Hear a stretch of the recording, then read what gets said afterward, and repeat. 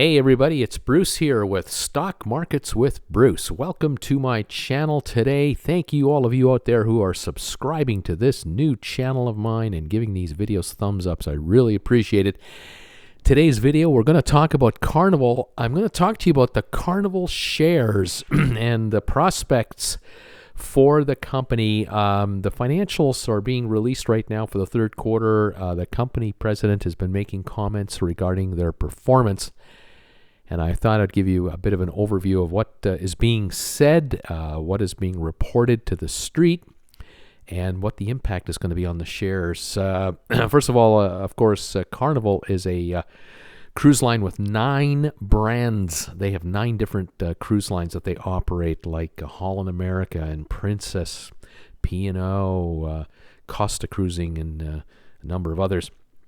So they have worldwide operations, and they have been going to Wall Street for the last 9 months now, ever since the beginning of this pandemic.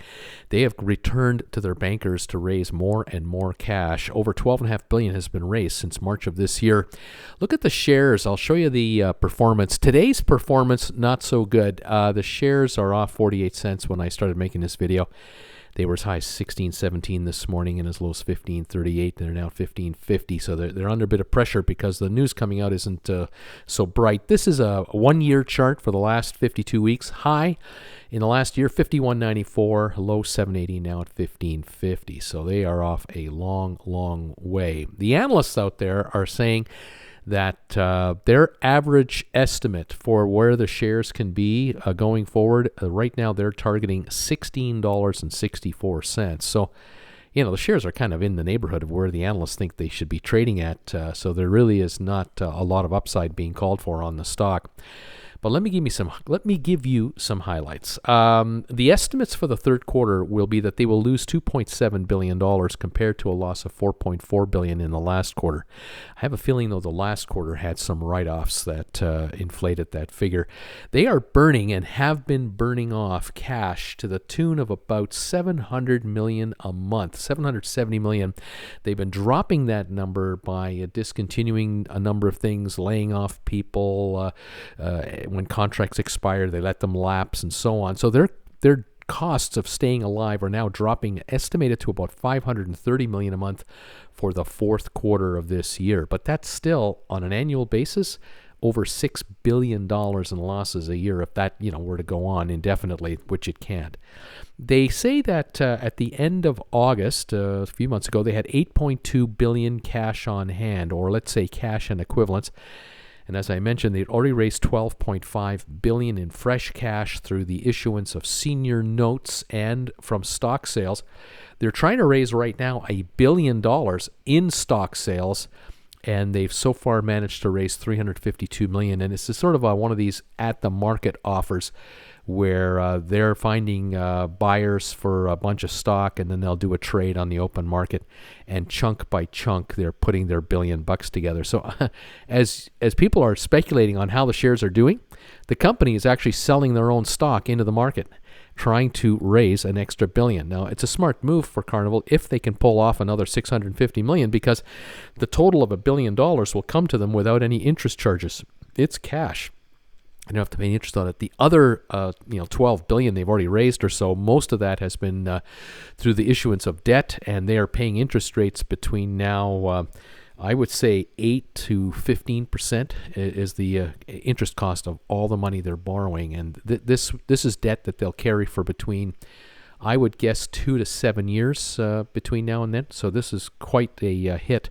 Wouldn't surprise me that their interest charges are going to be $1 billion a year for the next 7 years on a declining scale, but that's a lot of money. A couple of things. By the end of this year, 2020, they have to come up with $1 billion cash to pay off an old loan, which they have on hand.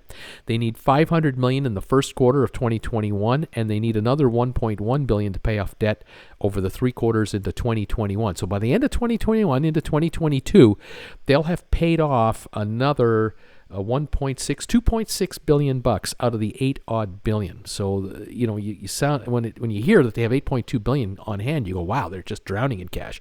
But 2.6 is already spoken for. $530 million a month is draining, And even if they were to start cruising in December, January, February of 2021 here, they're going to need hundreds of millions to get things up and running again. And this is the thing that wasn't discussed today. The mystery here is, and the reality is, that they announced a few days ago that they have suspended all cruising until the end of November.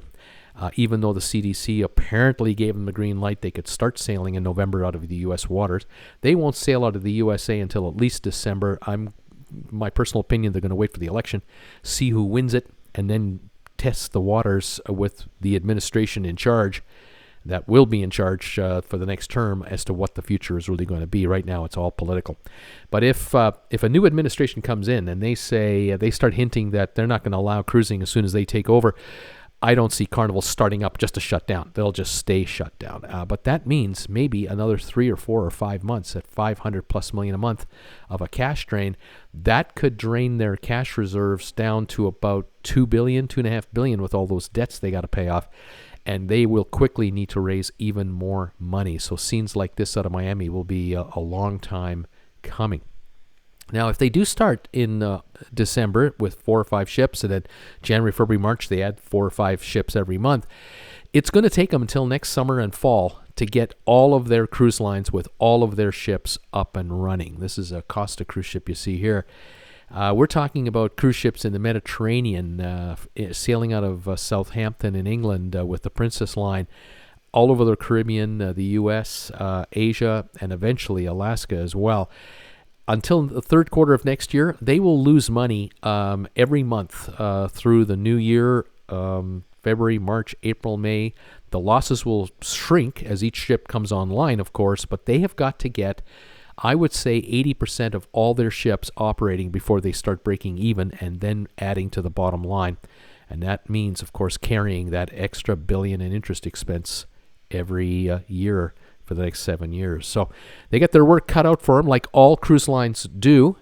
But at the moment, it's still uncertain as to the exact start-up date for all ships.